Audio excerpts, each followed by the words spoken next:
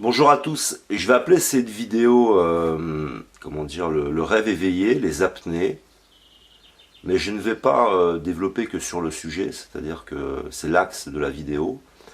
C'est aussi pour moi, comment dire, au travers d'un phénomène, parce que je vous invite à nouveau, c'est à lire ou à regarder la vidéo qui sera dans la description sur le manuel d'Alfred. C'est-à-dire que je vis des étapes et j'utilise mes chaînes comme des étapes, en quelque sorte. Et ces chaînes, les vidéos que je peux faire, que ce soit sur la perversion narcissique, sur la chaîne L'évangile de visage ailé, ce sont un peu comme des peaux, et c'est des peaux qui deviennent trop petites, et j'ai besoin de changer de peau, donc je vais aussi créer une nouvelle chaîne, mais je ne peux pas dire quand. Pour le moment, je préfère rester déconnecté d'Internet. J'avais besoin de faire cette vidéo pour conclure une étape, ce qui ne veut pas dire que je ne redéposerai pas d'autres vidéos sur la perversion, c'est possible. Simplement, j'ai besoin maintenant de créer une nouvelle chaîne, un nouvel état d'esprit, etc. Puisque ce que j'ai pu être, les sujets sur lesquels j'ai pu développer, j'ai envie de passer maintenant à un niveau supérieur. Là, j'aurais parlé des personnes qui font des apnées, c'est-à-dire qui décrochent, qui sont des personnes rêveuses, qu'on appelle souvent des idéalistes, des rêveurs, etc., des utopistes, et des personnes qui échappent souvent à la réalité, qui peuvent parfois même devenir en quelque sorte un problème, parce que vous allez le faire de plus en plus souvent, vous allez aller de plus en plus en profondeur. Mais cette vidéo, elle est quand même en lien à toutes les souffrances que l'on peut avoir dans cette société, puisqu'il y a un lien, puisqu'il y a un phénomène qui est extérieur, parce qu'on a tendance, si vous prenez par exemple les psychologues, parce que je vais beaucoup développer sur les psychologues, si vous prenez les psychologues, ils vont prendre en compte une société où il y a des gens qui fonctionnent bien dans cette société, il y a des personnes qui fonctionnent mal. Vous avez des personnes sensibles et des personnes insensibles, mais l'ensemble forme un équilibre. Mais celui qui est sensible, on va lui dire qu'il est beaucoup trop sensible. Et bien sûr, il faut ne pas être sensible pour accepter un certain nombre de choses. Il ne faut pas être connecté à une réalité contextuelle, une réalité économique. Qu'est-ce qui se passe dans notre société? Par exemple, aujourd'hui, vous ne vous en êtes pas rendu compte, parce que vous êtes né dans ce système, mais vous êtes tous des super-héros. Par exemple, moi je suis jardinier, je prends une tronçonneuse et je peux couper des arbres, faire du bois, faire tout un tas de choses avec une tronçonneuse qui est de l'énergie.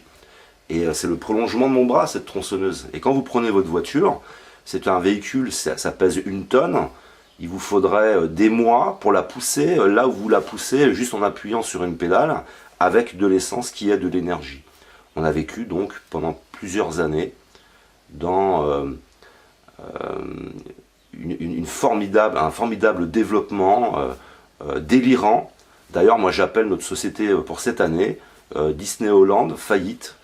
On est dans une forme de Disneyland et on peut se surdévelopper.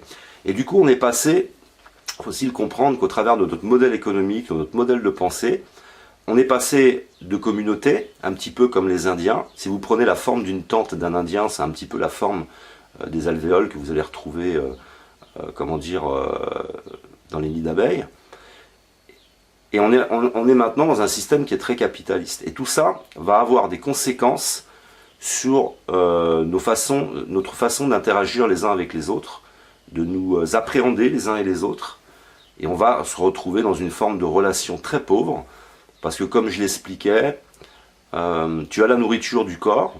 On voit bien qu'on doit rechercher un équilibre dans cette nourriture, elle doit être variée, il y a des vitamines, il y a tout un tas de choses, sels minéraux, etc. Et puis, il y a aussi la nourriture de l'esprit, et je parlais de cette nécessité de se nourrir de spiritualité, mais il y a aussi la nourriture sociale qui doit être riche et variée, et qui n'est plus là, puisque tu ne peux pas être en compétition avec les uns et les autres, tu ne peux pas être dans l'individualisme, dans le capitalisme, et véritablement aimer les autres.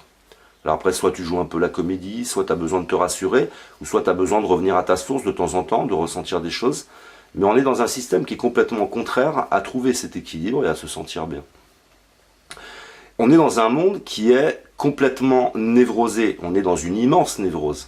C'est nous qui fabriquons l'injustice, c'est nous qui fabriquons les prisons, les voleurs, nous le fabriquons. Alors ça peut paraître compliqué à comprendre, c'est-à-dire qu'il faut énormément méditer sur le sujet, mais nous pourrions avoir un modèle complètement différent, c'est possible, parce que nous ne sommes pas avec un modèle qui est là pour nous rendre service, nous sommes au service de ce modèle. Et donc nous sommes obligés continuellement de produire, obligés de nous développer pour faire vivre un système économique en particulier. Du coup, nous développons sur des choses dont nous n'avons pas besoin, nous sommes obligés de créer des besoins, nous devenons très matérialistes, consommateurs, nous consommons tout. Et tout ça agit et nous bouleverse profondément et nous éloigne de notre véritable nature qui est les autres et être un tout cohérent.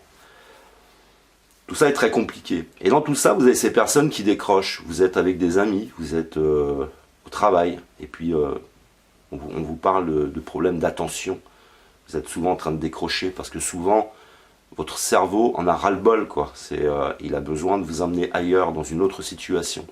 Alors vous allez aller faire de l'apnée. Et vous voyez, dans l'apnée, il y a la ligne de vie, quelque chose qui te ramène à chaque fois. Quelle est pour vous, qu'est-ce qui est la représentation pour vous de votre ligne de vie? Qu'est-ce qui vous ramène? Vos enfants, votre famille? Il y a des choses qui vous ramènent avec cette ligne de vie. Par exemple, quand vous faites de la spéléologie, il y a aussi une ligne de vie pour retrouver la surface. Et vous avez des personnes donc, qui vont de plus en plus profondément dans ces rêves, dans ces apnées. Et ce cerveau a besoin comme ça de décrocher.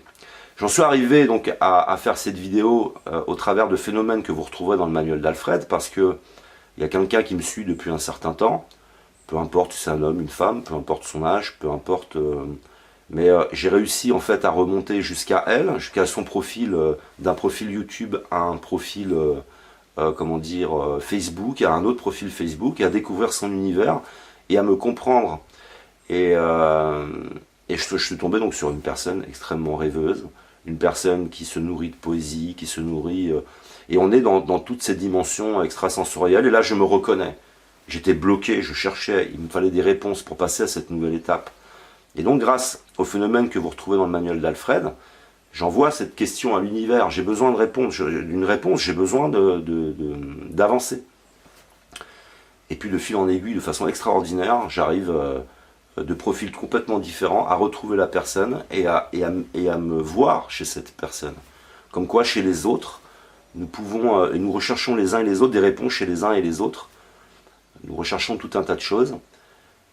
Et je découvre une personne qui est en souffrance, une personne qui a encore de l'amertume. Je découvre... et qu'est-ce qui se passe au fond? Et tout ça m'amène maintenant à passer à une nouvelle étape, parce que j'ai vraiment besoin de développer sur tous les phénomènes de notre société, qu'est-ce qui nous pousse à des situations, à d'autres, etc. Puisque je le dis, c'est nous qui produisons nous-mêmes nos malheurs, nos souffrances, à cause de ces personnes insensibles, qui ne vivent pas comme nous cette sensibilité par rapport au monde. On est dans l'extrasensoriel, on ressent tout un tas de choses. Eux ont besoin de nous et nous avons aussi besoin d'eux.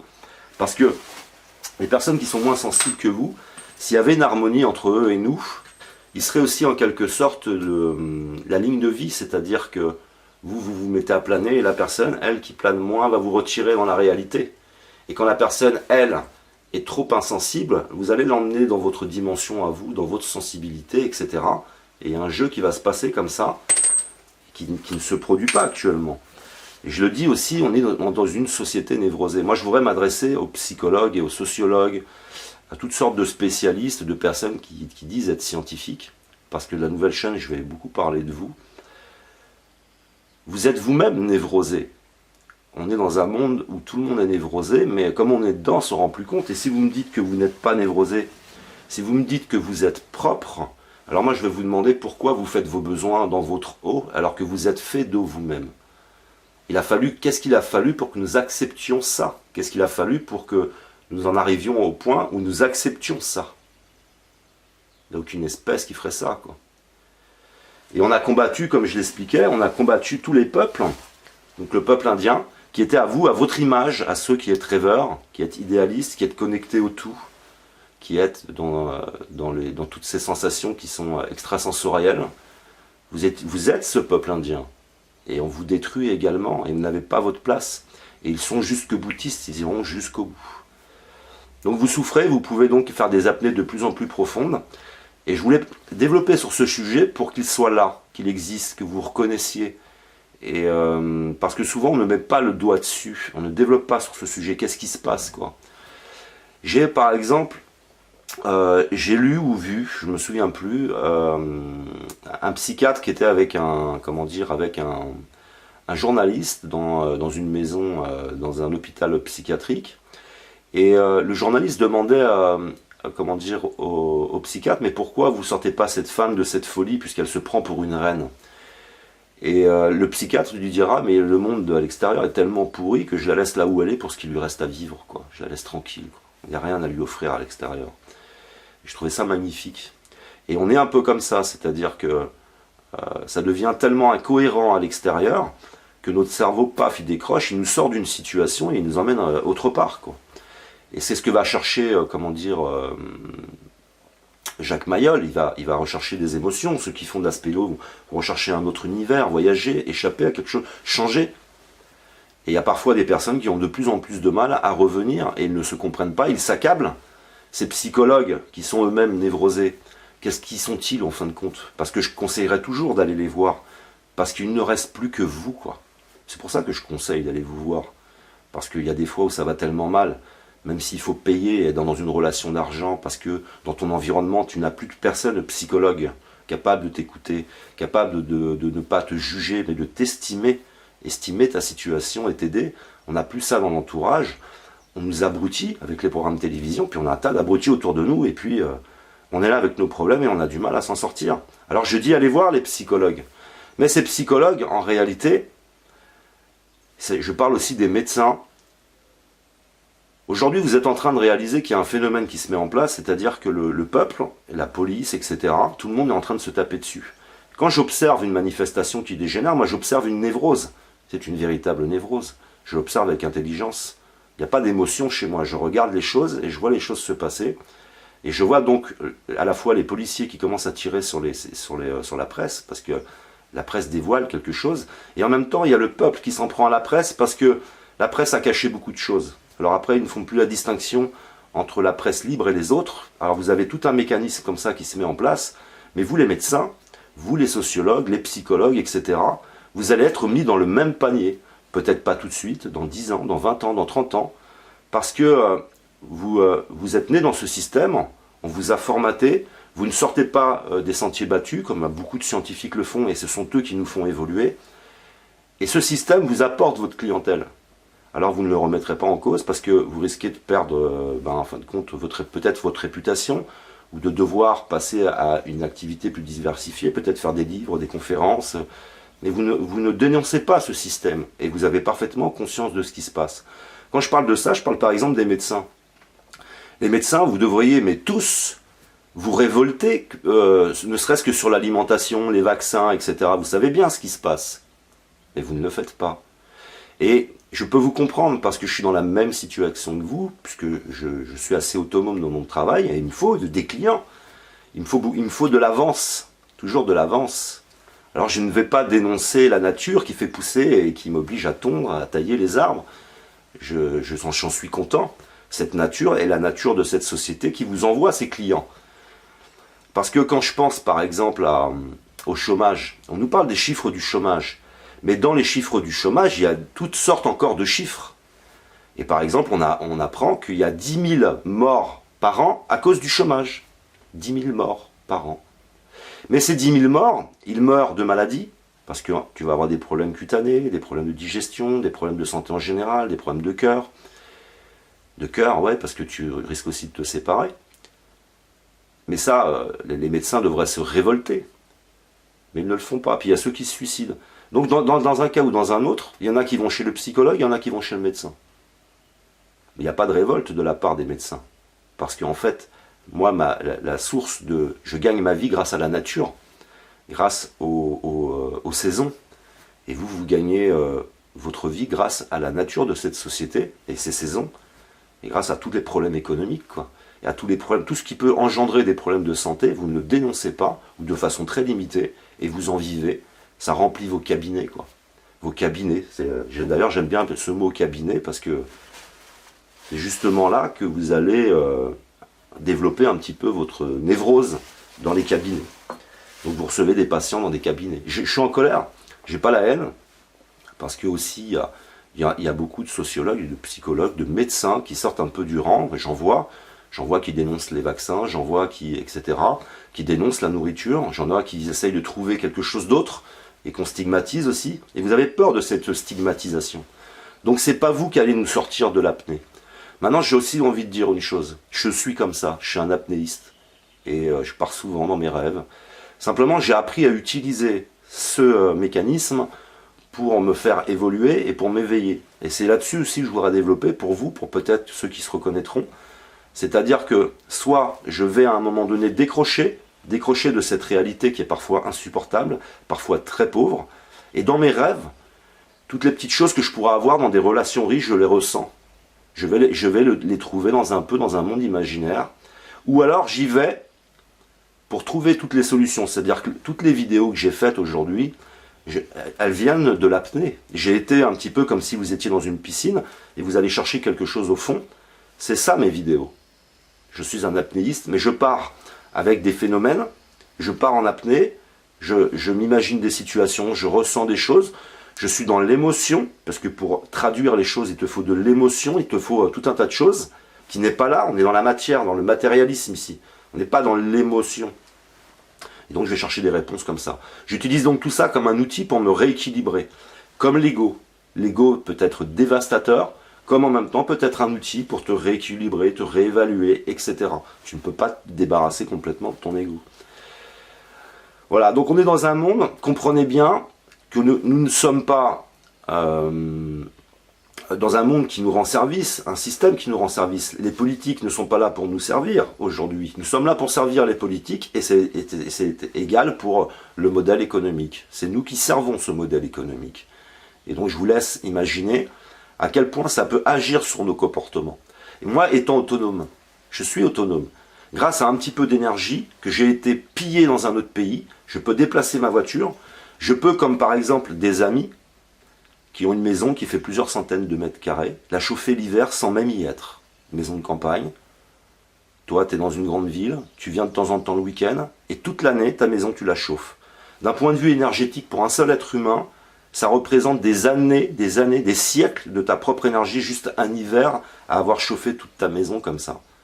Et vous voyez, cette énergie nous a éloignés les uns des autres, nous a éloignés donc de tout ce qui est extrasensoriel, les émotions, les sensations, l'authenticité, la compassion, et on s'individualise, on s'enferme. Je peux me disputer avec mon voisin, parce que de toute façon je suis autonome, j'ai ma voiture, j'ai tout, j'ai pas besoin de lui. Je crois que je n'ai pas besoin de lui. Et on a oublié, mais notre nature ne changera jamais, nos besoins, cette nourriture dont nous avons besoin, elle sera toujours là, mais nous avons oublié ça.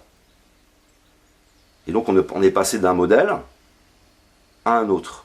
Combien je dois capitaliser pour être sûr d'être en paix? Pour capitaliser, je dois produire.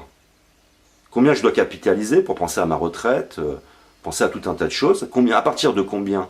Alors que j'ai vu des personnes, j'ai des amis qui ont perdu un être cher, ils ont été obligés de vendre leur maison parce que c'était une maladie rare, ils essayaient d'emmener la personne le plus loin possible, ils ont capitalisé, et en réalité, alors combien on doit capitaliser?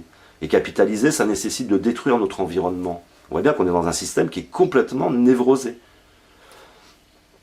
Donc si je développe là-dessus, c'est vraiment pour que vous preniez conscience que quand vous faites des apnées comme ça, il y a un danger que cette ligne de vie, à un moment donné, il n'y ait plus rien qui vous ramène.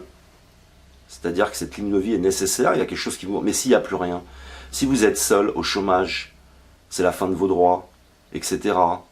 Vous êtes né dans une famille compliquée, vous vous êtes éloigné parce que vous vous êtes éveillé, vous avez évolué, mais vous êtes dans un monde qui est en train de s'effondrer psychiquement, économiquement, etc.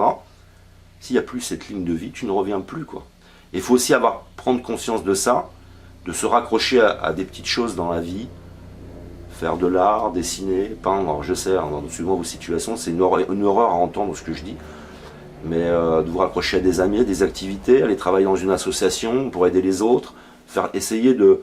Il n'y a que vous par rapport à votre situation géographique personnelle qui puissiez le dire, mais essayez de rester le plus possible dans cette réalité matérielle, etc., qui est une véritable névrose. Je voulais prendre aussi en partager, parce que je partage beaucoup de mes expériences. J'ai travaillé 1 an et demi je testais des prototypes pour une grande marque de véhicules. Donc tu fais des essais, tu testes le prototype, tu testes toutes ses capacités, et on programmait le véhicule pour qu'il tombe en panne. Mais après, ce qui m'a intéressé, c'est que je me suis dit, j'avais jamais pensé. Mais est-ce que des gens y ont pensé? Et je parle avec mon entourage, ils me disent tous, oui, on sait qu'ils programment la voiture pour qu'elle tombe en panne, et on accepte ça. Vous voyez qu'on n'est pas... C'est obligé si on veut que le système économique fonctionne. Donc on est dans une organisation, nous pourrions être dans une autre organisation. Et j'en parlais dans mes vidéos, c'est ta machine à laver. Moi j'ai connu de m'installer. J'ai connu de m'installer par exemple, je sais que je parle un peu de tout et n'importe quoi, mais c'est important de prendre conscience de votre environnement économique, etc. et de comprendre comment ça peut agir sur vous, comment ça peut vous angoisser. Parce que ces décrochages viennent de tout ça. Tout ce qu'on évoque sur cette chaîne ou sur mes autres chaînes, vos angoisses et vos décrochages viennent de ça. Vous décrochez de l'insupportable et vous avez besoin d'aller rêver. Et vous allez parfois même vous identifier à des personnes. Par exemple, puisque je parle d'apnée, on va essayer de trouver une personne dans un film, dans une histoire, dans un roman, et on va un peu s'identifier à elle. Parce qu'on est des personnes qui sont faites de plusieurs dimensions et nous retrouvons de l'inspiration, de l'aspiration, apnée, dans tout un tas de choses, dans la poésie, les métaphores, la lecture, etc. Alors moi, comme je parle d'apnée, je vais m'identifier un petit peu à lui. Hein, je vais me mettre en position, je m'identifie un petit peu à lui, c'est l'apnéiste, etc. Et on rêve, on se construit aussi avec son environnement, on essaye de passer des messages aux autres. Alors on va s'identifier et on est toujours un peu en train de planer, de rêver, d'échapper à cette réalité qui est complètement stérile en réalité. Donc voilà, les apnéistes, ceux qui aiment faire de la spéléo, vous pouvez reprendre toutes sortes de représentations, toutes sortes de métaphores, toutes sortes d'images. Vous avez besoin de décrocher d'une réalité et il est vraiment nécessaire de prendre en compte l'environnement pour ne pas vous accabler. Parce que c'est là aussi où vous êtes souvent victime de la perversion narcissique, c'est-à-dire que vous partez dans vos rêves, vous revenez avec de l'idéologie, qui n'est pas forcément de la science, et puis vous êtes en décalage avec la réalité, et c'est là aussi que vous êtes sous l'emprise du pervers narcissique, parce que lui va comprendre tout ce que vous êtes idéaliste. Alors que, attention, quand je dis idéaliste, vous n'êtes pas idéaliste, vous recherchez quelque chose de cohérent. Alors ça passe par de l'idéalisme, mais pour construire, sortir de l'idéalisme et le construire, il faut des sciences, il faut des connaissances, de la compréhension, comprendre, s'éveiller. Et là, tu sors de cet idéaliste. Tu n'es plus idéaliste. Non, tu comprends les choses et tu avais raison. C'est simplement les gens moins sensibles t'ont empêché d'aller plus loin. Ces moins sensibles qui peuvent être cohérents, eux aussi, n'ont pas voulu partager avec toi. Ils ont voulu t'anéantir. Parce que tu vois les choses, tu les ressens, ça les gêne. Et on est dans un monde un peu comme ça, quoi. Donc essayez d'avoir toujours une ligne de vie et aller de plus en plus dans l'éveil, dans la compréhension, dans les sciences, pour que ces voyages soient le plus réalistes possible par rapport à une réalité que vous recherchez une forme de réalité, d'échappatoire. Et puis il y a tous ces moments où je me retrouve dans des situations et je ne comprenais pas ce qui se passait. En fait, je me retrouvais dans des situations dans lesquelles je ne devrais pas être. Ça peut être une réunion de famille, mais ce qui s'y passe est incohérent. Mais tu n'en as pas véritablement conscience. Et tu es là, tu commences à partir dans tes rêves. T'as rien à foutre là, quoi. Tu t'ennuies. C'est faux, comment dire, tout est surfait. Tu t'ennuies. Parce que c'est pas ça, la vie, c'est pas ça, l'amour. Alors je développerai aussi sur cette chaîne sur l'amour. Parce que il n'y a plus cet amour, il est parasité par tout un tas de choses. Donc on est véritablement dans une société qui est névrosée. Et nous échappons à ça. Et maintenant, je voulais passer un message à tous ceux qui m'ont dit David, t'es un idéaliste, t'es un rêveur. J'étais certes un rêveur parce que je manquais d'informations pour pouvoir éveiller les autres, je manquais de compréhension et je manquais de science. Et si j'ai manqué de tout ça, c'est à cause de notre société, ça venait pas de moi, hein, moi j'arrive. Et j'avais cette capacité donc à partir, me projeter dans des situations et ramener des réponses. Vous m'avez traité d'idéaliste, vous m'avez traité d'utopiste. Et bien maintenant, on est à la fin d'un système. Et on verra bien qui est idéaliste et qui est utopiste. Puisqu'on est arrivé maintenant à la nécessité d'une révolution, de quelque chose qui soit révolutionnaire, pour changer notre modèle et que nous devenions cohérents. Et que nous vivions de toutes ces dimensions qui sont là, et que tous ceux que vous appelez idéalistes, en fin de compte, sont en manque. Et beaucoup. Moi, je regarde, vous savez, quand par exemple, je regarde des images des journalistes sur la réunion Nuit debout, là, tous ceux que j'observe là, ils se trouvent tous des styles, un peu baba cool, un peu machin. En fin de compte, tout cela, ce sont des personnes qui sont dans l'extrasensoriel, qui sont dans toutes les dimensions. Ils ne se reconnaissent pas dans l'attitude BCBG, ils ne se reconnaissent pas. Ils se cherchent, ils cherchent à comprendre. Ils recherchent leur nature. Et on utilise ces personnes-là pour désavouer le mouvement. Et dire, vous voyez, ce sont des babacools, ce sont des gens hors de la société, etc. Mais ils sont là pour crier alerte, alerte, alerte, ça va de plus en plus mal. Et puis tous ceux qui sont insensibles, avec lesquels on devrait être complémentaires, les combattent. Et en fin de compte, il n'y a plus rien qui empêche que nous allions à cet effondrement complet, cet effondrement psychique, avec des acteurs politiques de plus en plus violents, avec ce nazisme qui est en train de naître partout. Et vous êtes au milieu de tout ça. Et vous êtes ces Indiens qui sont là, en fait, pour rééquilibrer les choses, pour être écoutés. Pour pouvoir être écouté, il vous faut ces informations, il vous faut cette compréhension, il vous faut cet éveil. Alors vous ne les avez pas, vous semblez incohérents. Vous voyez, on est dans des troubles comme ça, des choses un peu mal expliquées, mal ressenties, mal comprises. Et il y a tout un phénomène autour de ça qui se passe et qui fait que les choses ne se rééquilibrent pas. Et que ces personnes donc, qui me traitaient d'utopiste, maintenant on va bien voir que c'était vous les utopistes. Parce qu'on ne peut pas continuer à dépenser une énergie phénoménale. On ne peut pas continuer comme ça, il va bien falloir changer.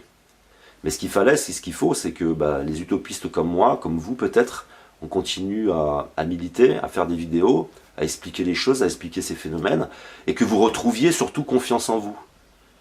C'est-à-dire que quand maintenant je suis dans une situation où avant j'échappais, c'est-à-dire je décrochais, je me mettais à rêver, aujourd'hui je raisonne la situation, et elle agit beaucoup moins sur moi, je reprends confiance en moi, et j'ai beaucoup moins besoin de décrocher.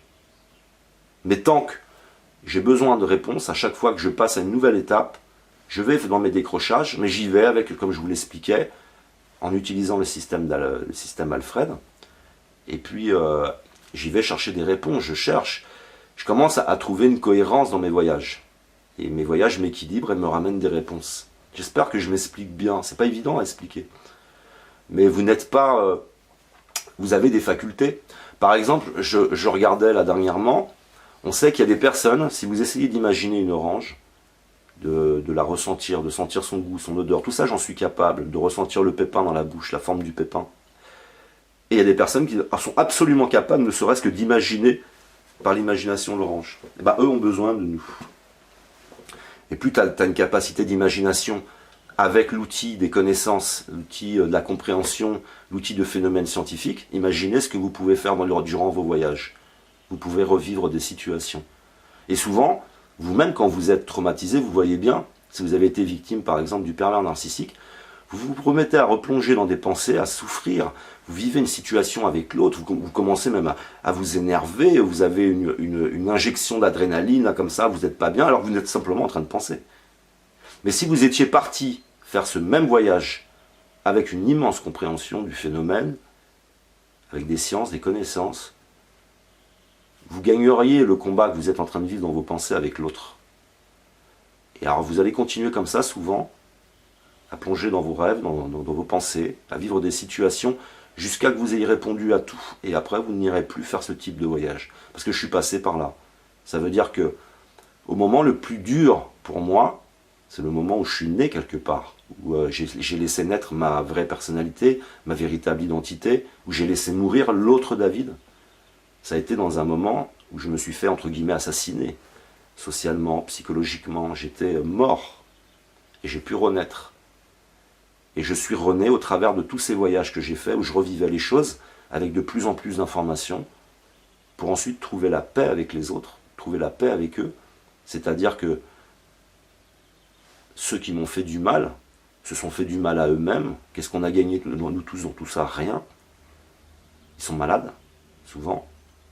Et j'ai réussi à accéder à toute cette compréhension de tous ces phénomènes pour ne plus être dans une relation instinctive de défense, etc. Mais d'être dans une relation de compréhension. Et puis tu as la paix qui s'installe. Et après tu dis ok, ils m'ont fait du mal, etc. Qu'est-ce qui se passe? Pourquoi en sommes-nous là? Et tu vas à leur source, à eux. Parce que je le dis et je l'explique dans mes vidéos, Nous soignons les symptômes, mais nous ne soignons pas la source des problèmes. Il y a une source à tout. Et nous traitons uniquement les symptômes. Si tu as commis des erreurs dans ta vie, tu passes devant la justice va te punir et va t'humilier. Mais elle ne reviendra jamais sur ce que tu as vécu pour essayer que tout ça n'existe plus. J'avais expliqué dans une vidéo que la souffrance est une nécessité pour équilibrer l'humanité. Nous devons avoir de la souffrance. Si tu es violé, tu dois ressentir que tu es violé, sinon, imaginez le bordel. Donc pour équilibrer cette humanité, il y a cette souffrance qui est là. Et nous devons remonter à la source de la souffrance. Qu'est-ce qui fait le violeur?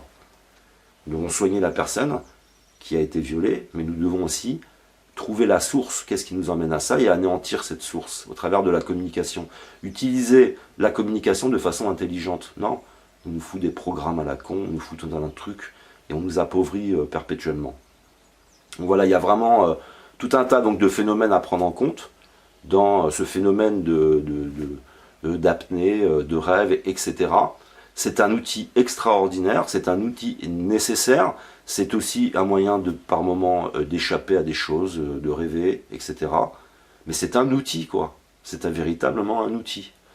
Mais les psychologues qui aujourd'hui sont au service de ce système qui est complètement malade, complètement névrosé, eh ben, souvent vous pouvez arriver vers des personnes qui se nourrissent. Hein. Vous savez, ce sont des psychologues, sociologues, médecins, ce sont des personnes comme tout le monde. Vous voyez bien que toutes les sciences, elles sont intéressantes quand on sort des sentiers battus. Et eux, on leur donne une médaille. On leur donne un titre. Tu es psychologue.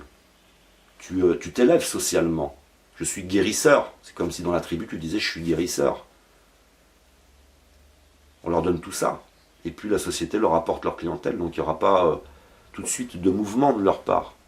Pas suffisamment. Mais même eux, je les comprends en fin de compte, même si je suis en colère après eux. Je pense que c'est quelque chose, c'est une colère qui a envie de sortir. Mais j'ai été comme vous. J'ai été faux, j'ai été matérialiste, j'ai cru en tout ça. Et on a réussi à me faire croire que mes rêves, c'était trop, c'était pas bien. On a réussi à me faire croire tout un tas de choses, on a réussi à me faire perdre confiance en moi, on a réussi à faire en sorte que je me remette en question. Mais dans cette remise en question, dans ce que vous me proposez de ce monde, je n'y ai rien trouvé. Je n'ai rien trouvé. Alors je suis revenu à ce que j'étais initialement. Il faut bien comprendre que tout ce qu'on reçoit comme éducation, comme information, c'est faire induire en nous une perception d'une réalité. Mais vous avez, vous, individuellement, en réalité, la capacité d'avoir une réalité scientifique, une réalité tout autre et multidimensionnelle. Et ils veulent nous priver de ça. Parce que dans le multidimensionnel, dans les émotions, dans tout ça, dans l'amour, eh ben, tu as des réponses qui les trahissent eux, qui trahissent tous ces mécanismes, et tout le monde comme ça est bloqué. J'ai fait une vidéo, j'ai dit quand est-ce qu'en fait que les gens vont commencer à réagir, et je l'expliquais, c'est quand il y aura, même l'éveil, hein, ça bloque l'éveil, c'est quand les gens seront touchés en fait personnellement, et violemment personnellement. C'est-à-dire que j'ai une amie à moi, j'ai déjeuné avec elle la semaine dernière, j'ai essayé un peu de la chatouiller, mais elle est bientôt à la retraite. Elle veut pas avoir une révolution, elle. Elle a tellement travaillé, elle a tellement souffert dans sa vie, puis elle est là, elle est à 2 doigts d'avoir sa retraite. Alors elle veut pas s'éveiller, parce que ça va... Elle pense faire des choses, peut-être qu'il faudrait qu'elle en fasse d'autres. Mais tu n'as pas envie de toucher à tout ça. La personne qui est à la retraite, il veut pas avoir de révolution. La personne qui a monté son entreprise, il veut pas avoir de révolution. La personne qui est en famille, qui a une maison, des crédits, des enfants, il veut pas avoir de révolution. Non, il faut que ça continue. Et il ne veut pas non plus s'éveiller. Il ne veut pas remettre en cause sa façon sa perception, sa réalité sur les choses, quelle est sa propre réalité. Il ne veut pas le remettre en question. Ça remettrait tout en question. Pour moi, ça remet tout en question. Ça veut dire que moi, je suis au bord du suicide social. Je ne me suiciderai pas. Mais tout est lourd pour moi à porter. Dans ce monde incohérent, tout est lourd. Quand je vais travailler, c'est lourd. Parce que je voudrais être beaucoup plus libre et je sais que c'est possible et c'est pas d'utopie. Moi, je parle de science. Je parle de quelque chose de révolutionnaire. Je ne veux pas me poser des questions financières pour aider mes vieux qui sont autour de moi.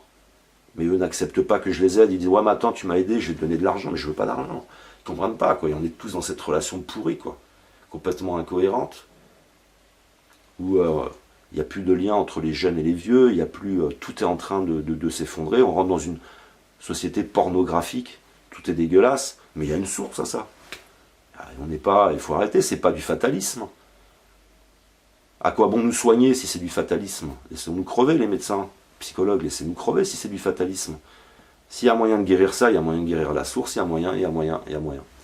Donc voilà pour les personnes qui partent comme ça dans des apnées, qui vont parfois s'identifier à d'autres personnes, tout ça, ce sont des phénomènes qui ont une source. Et bien comprendre que si vous avez sur cette ligne de vie, une ligne de vie très puissante, plus elle est puissante, plus vous allez rester à la surface. Plus vous avez des personnes insensibles, mais compréhensibles du phénomène, qui vous comprennent, qui sont quand même dans la compréhension, ils vous ramènent, etc. Et on trouve à un moment donné comme ça un équilibre et on se sent bien.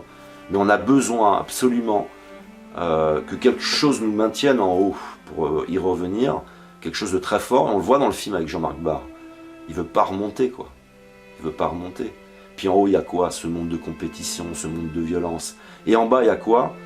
C'est extraordinaire, il y a les dauphins, il y a cette intelligence, cette sensibilité, il y a tout un tas de choses. Alors je vais en haut, je vais en bas. Où est-ce que je vais? Tu vas là où tu es le mieux, quoi. Mais nous avons besoin d'une autre organisation qui agisse sur nos comportements et qui nous fasse retrouver une vie sociale extrêmement riche. Et sans ça, c'est de plus en plus dur. Et ce phénomène va s'accentuer. Et comme je l'expliquais, l'ensemble des phénomènes qui sont en place se stimulent les uns et les autres.